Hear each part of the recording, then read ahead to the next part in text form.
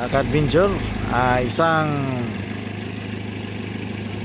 nadaanan nating ituturing nating magandang lokasyon at magandang tanawin dito po sa lugar ng Pitugo. At kung inyong nakikita yung aking kuha dyan sa aking video, ito pong aking kinatatayuan ngayon ay nandito ako sa pinakataas na bahagi ng isang bundok. At tanaw ko yung daan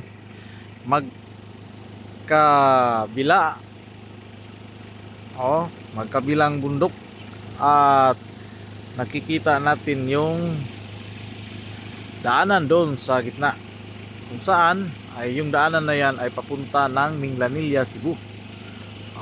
Tsaka tanaw natin yung kalawakan doon sa city, kung saan ay para din kayong lumilipad dito sa taas. Mag-ingat lang tayo, baka mahulog tayo mga ka-adventure, kasi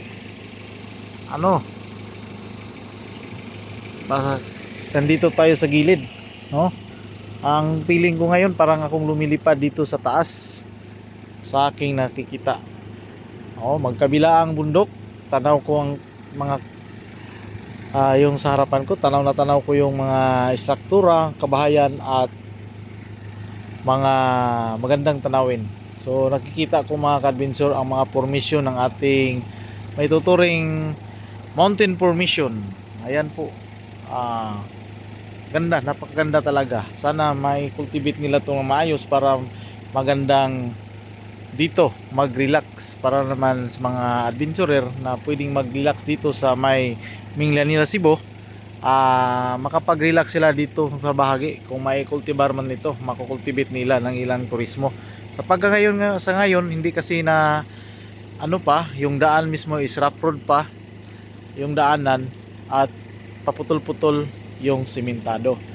Pero kung madidiscover to, maganda, sa tingin ko maganda ito, kasi mula dito sa aking nitirayon para tayong lumilipad at magandang makapag-relax dito kasi malayo sa ingay doon sa siyudad, so maganda ito kung makikita ng ilang turismo, makapag-relax, at siguro marami nang dumadayo dito din kasi maganda ng